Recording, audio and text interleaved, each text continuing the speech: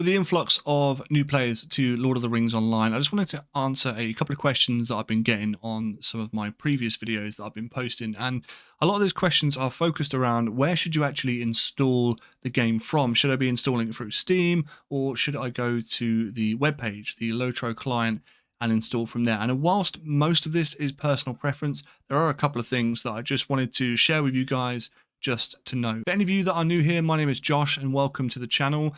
I cover MMO stuff week in, week out. So if you do enjoy this sort of content, please do consider leaving a like rating and subscribing. And if you are new to Lord of the Rings Online or just started playing, do let me know in the comments. Before we get started, a huge shout out to our Patreon supporters. That's Kilniath, Kian Suckling, and Reese K. You are really helping turn this venture from a side quest into a main quest. So more on how you guys can support from just £1 later on in the video. But now though, let's get straight into it. So as it currently sits, there are two ways to install Lord of the Rings Online to my knowledge. One of the more popular options is what you will see on screen now. That is from the Lord of the Rings website. Lord of the Rings Online is from the client itself. This is what I personally use. I've had absolutely no issues with this. And one of the main reasons that I wanted to install my game directly from the client is because it's more the financial side of things. And I know that's going to sound really ridiculous. I basically wanted, for a game that I love and enjoy, I wanted all of the proceeds of my VIP membership, any of my in-game purchases, to go directly to Standing Stone Games. Now, Standing Stone Games, yes, they're a company of some size, but in comparison to other companies, they are not the biggest. So for a game that they've supported for a hell of a long time, obviously they've not had it since 2007. I believe it came out, well, I believe it was published by Turbine Studios years ago. But since they've had it, they've done an incredible job updating it and really putting passion, effort, and time into the project as well. So I wanted everything that I enjoy and everything that I support to go directly to them.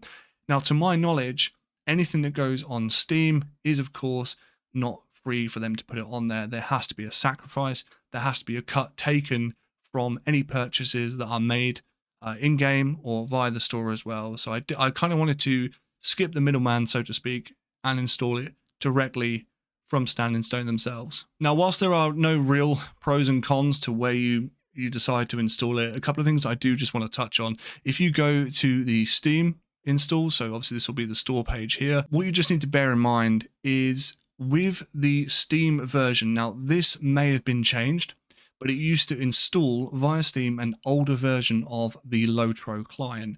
So the LOTRO client itself, which was on the web page that we see here, you would download this and it will auto update every time you go and play it, and you'd be able to just log in providing the servers aren't down. The Steam version didn't used to do that. You used to have to manually update a few bits, and it would also be missing a couple of files to some people, meaning that you can't physically install or launch the game. Now, two of the files that stereotypically go missing or don't install are the Visual C++ prerequisite files and the DirectX files as well, meaning that you physically can't complete the installation. That happened to me when I tried to install via Steam just to kind of test it. I physically could not get past an installation percentage, and then when I basically uninstalled the game via the client and then reinstalled it again.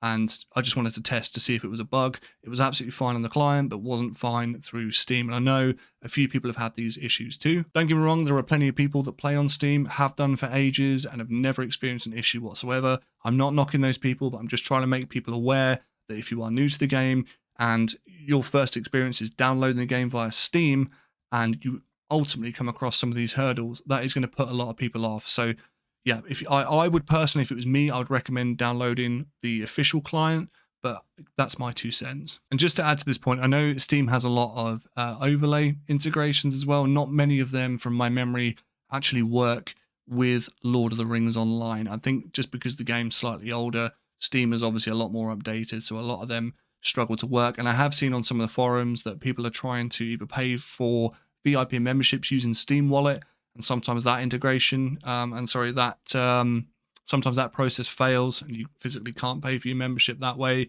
And some people just can't access the LOTRO store at all. So yeah, just be mindful. It's not a super long video, but just for some reason people are asking this question quite a lot, And I just kind of wanted to just give you guys an idea as to what I would do.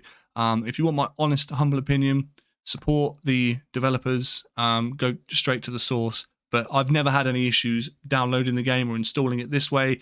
But just be mindful of the Steam integrations. I totally get why people want to download it via Steam. Keep all of your games in one sort of neat, tidy spot. But yeah, just be mindful, and I'll see you guys in Middle Earth.